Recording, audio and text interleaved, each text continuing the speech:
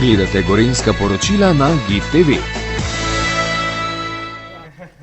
Župan občine Gorje Peter Torkar, na vaše povabilo vas je obiskal minister za okolje in prostor Uroš Brežan in pogovori so potekali v smeri vodnih virov Ovčje jame, ki oskrbuje 66.000 prebivalcev občin Gorje, Žirovnica, Bled in pa Radovljica. Obenem pa ste se pogovarjali tudi o problematiki Soteske Vintgar. Kako ste pravzaprav zadovoljni s samim obiskom in samimi izhodi? Zelo vesel sem, da se je minister za okolje in prostor odzval povabilu občine Gorje. Na sestanku smo obravnavali dve pereči problematiki zaščite virov pitne vode in pa širšo problematiko upravljanja s Sotesko Vintgar. Glede zaščite vodnih virov se mi je minister zahvalil, da smo na občini Gorje pripravili in izdelali vse strokovne študije in podlage za pripravo uredbe za zaščito virov pitne vode, ki jih bo ministrstvo uporabilo za zaščito pitne vode v uredbi. Druga velika težava, s katero se soočamo v občini Gorje, pa je katastrofalno slabo upravljanje obiskovanja Soteske Vintgar, ki je posledica neodgovornega in pravno spornega ravnanja Ministrstva za okolje in prostor in Turističnega društva Gorje pod vodstvom bivšega ministra Janeza Poklukarja. To se odraža na uničevanju okolja in prometnem kaosu, ki smo ga v Gorjah deležni v času turistične sezone. Turistično društvo Gorje vsem na očeh uničuje kmetijska zemljišča, kjer z nasipavanjem in drugimi zemeljskimi deli nezakonito ureja parkirišča. Ministrstvo za okolje in prostor očitno dopušča Turističnemu društvu Gorje, da brez urejene pravne podlage upravlja z zaščitenim državnim območjem Soteske Vintgar, kar omogoča predsedniku Turističnega društva Janezu Poklukarju in njegovim ožjim sodelavcem, da si za prostovoljno delo v upravnem odboru in nadzornem odboru od njegovega nastopa na mesto predsednika Turističnega društva Gorje do sedaj izplačali 130.000 evrov. Poudarjam, za prostovoljno delo. Absurdno je, da Turistično društvo Gorje, ki si je z uzurpacijo dela Triglavskega narodnega parka do sedaj nabralo že preko 4 milijone evrov kapitala, zavaja javnost, da je za neurejeno prometno situacijo, ki jo povzročajo obiskovalci Soteske Vintgar, odgovorna občina. Po njihovem bi morala občina Gorje na stroške davkoplačevalcev urejati parkirišča in drugo prometno ter komunalno infrastrukturo za obiskovalce Vintgarja. Hkrati pa Turistično društvo Gorje s Sotesko Vintgar pridobljenim kapitalom vlaga v zasebna podjetja in gradi nepremičnine za trg s ciljem ustvarjanja dobička. Poleg tega izplačuje nagrade za prostovoljno delo, ne pa za splošno javno korist in dobrobit krajanov in krajank, kar bi moralo biti temeljno poslanstvo vseh društev, ki delujejo v občini Gorje. Ministrstvo za okolje in prostor sem pozval, da v skladu z njegovimi pristojnostmi tako poseže v nastali kaos, ki ga je država omogočila s svojo pasivnostjo pri pripravi, urejanju, upravljanju Sotesko Vintgar. Edino Ministrstvo za okolje in prostor lahko vzpostavi nadzor nad početjem, prepreči odtekanje finančnih sredstev, ki so rezultat obiskovanja naravne vrednote državnega pomena v zasebne žepe. Izredno me veseli, da nas je danes obiskal minister za okolje in prostor. Z njim smo danes že pogledali velik del Soteske Vintgar. Hkrati pa je seveda beseda tekla na ogledu o upravljanju Soteske Vintgar, o viziji in pa strategije Soteske Vintgarja in pa upravljanja ter zagotovitev trajne mobilnosti v območju Soteske Vintgar in pa tudi širše v Triglavskem narodnem parku, kajti preobremenitev z prometom je eden glavnih problemov Triglavskega narodnega parka. Tudi Vintgarja. Zagotovo, tako kot je Soteska Vintgar del Triglavskega narodnega parka, tudi širše gledano je ta preobremenitev s prometom v času turistične rasti oziroma razcveta turizma pomembno, da se strateško uredi trajna mobilnost, da se zagotovi logistika na področju Triglavskega narodnega parka in da se tudi dolgoročno zagotovi ohranjeno naravo in da kot tako prepustimo tudi našim zanamcem. Kakšna je bila pa sezona letos v Vintgarju? Sezona letos v Vintgarju je bila podobna ali pa enaka kot drugje v Sloveniji turizem, se pravi boljša kot leta 2020, tako da beležimo nekaj več obiska kot lansko leto.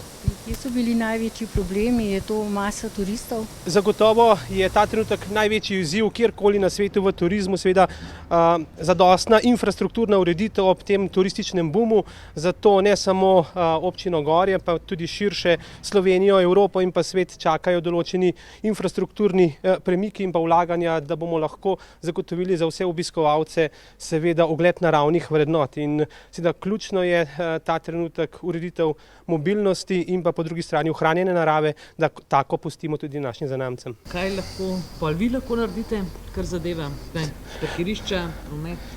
Kar se tiče tukaj seveda usmeritev ministra in pa ministrstva, kar smo izredno veseli, da bomo skupaj z roko v roki, tako z državo, z lokalno skupnostjo in pa seveda tudi z upravljavcem naprej iskali najboljše rešitve, dobre prakse znotraj Triglavskega narodnega parka prenašali z ene na drugo stran, bom rekel, Triglavskega narodnega parka in na ta način seveda uredili Triglavski narodni park, da bojo naravne vrednote dostopne vsem Slovenkam in Slovencem, vsem obiskovalcem Slovenije. Ampak kaj konkretnega? Očitek župana je, da v bistvu denar, ki se zbira iz vstopnine, gre tudi v druge zadeve, medtem ko se od občine pričakuje, da bo ona uredila parkirišče in infrastrukturo.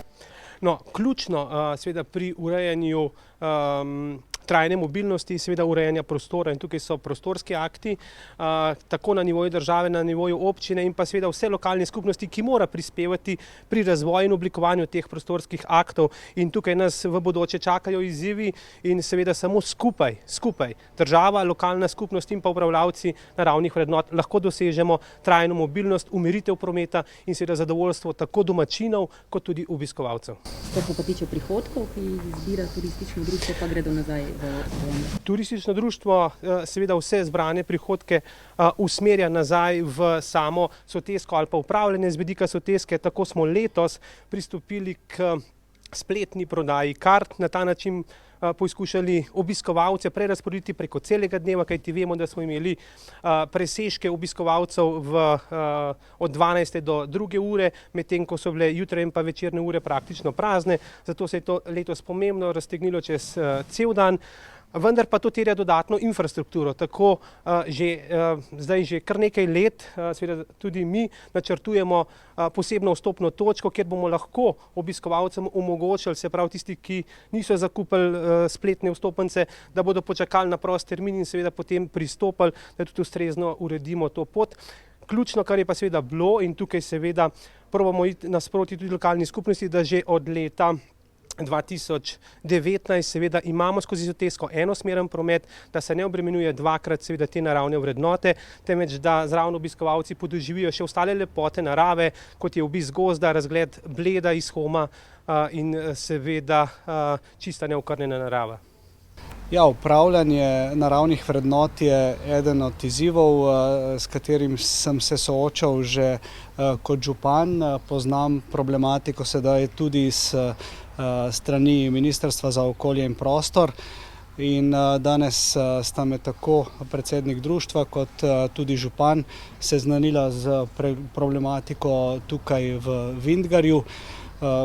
Z mojimi sodelavci na Ministrstvu za okolje in prostor smo se odločili, da bo upravljanje naravnih vrednot ena od prioritetnih nalog, s katero se bomo resno spoprijeli. Tu želimo vključiti tako lokalne skupnosti, upravljavce, seveda Triglavski narodni park, tudi javne zavodi, ki se ukvarjajo na območju Triglavskega narodnega parka z upravljanjem naravnih vrednot. Imamo nekaj dobrih praks, imamo pa tudi kar veliko težav.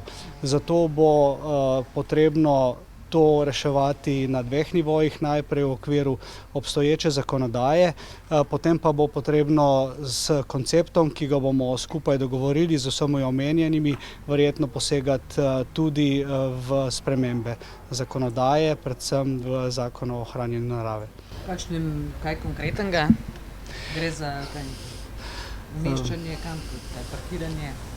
kakšne take stvari? Gre v prvi vrsti za to, da se naravne vrednote ohranja, da jim določimo nosilno kapaciteto, predvsem na najbolj obremenjenih območjih bo to pomenilo omejevanje obiska.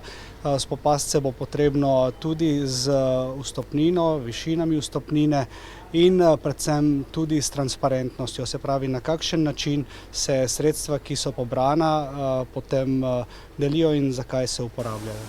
Zaenkrat pri Vintgarju še nič.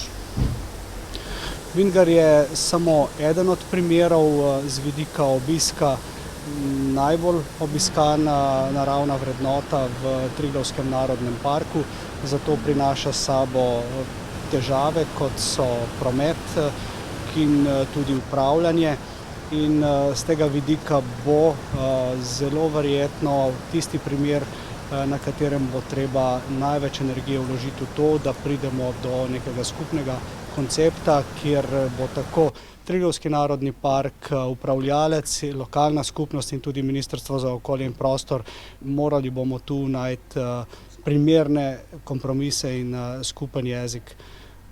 Jaz verjamem, glede na tudi današnji ogled, pogovore, da je to moč narediti.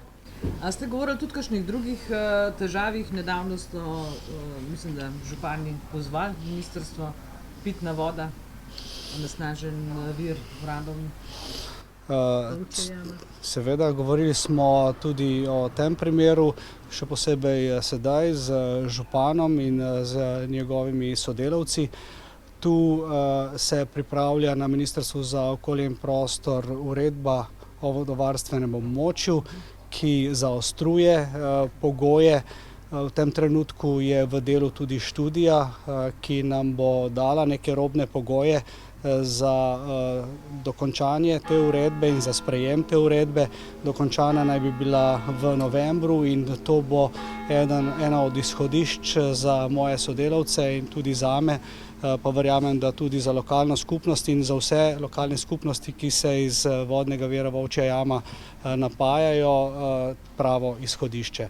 Hkrati pa je treba povedati, da je tudi Ustavno sodišče se sedaj ukvarjalo z vodovarstvenimi območji, zadržalo je eno uredbo za Ljubljansko barje, predvsem v povezavi z uporabo fitofarmacevtskih sredstev, in dokončna odločitev Ustavnega sodišča bo postavila tudi primer in okvir za to, da bomo na vodovarstvenih območjih lahko pripravili primerne ureditve. Ne glede na to, da ste župan, da ste v takem območju, zadevo, mislim, se tudi na vašem področju se je kaj takega dogajalo, a ne? Oziroma, da so bile podobne težave. V vsakem primeru je potrebno pripraviti pravni okvir, ki ima zelo jasno določen režim, ki ima jasno določene sankcije in v tem primeru mogoče tudi določene spodbude za to, da se tisti, ki posegajo ali pa ki so že imeli ali pa imajo določene pravice na vodovarstvenih območjih, tudi nagradijo za tako ravnanje, ki bo ohranjalo vodni vir.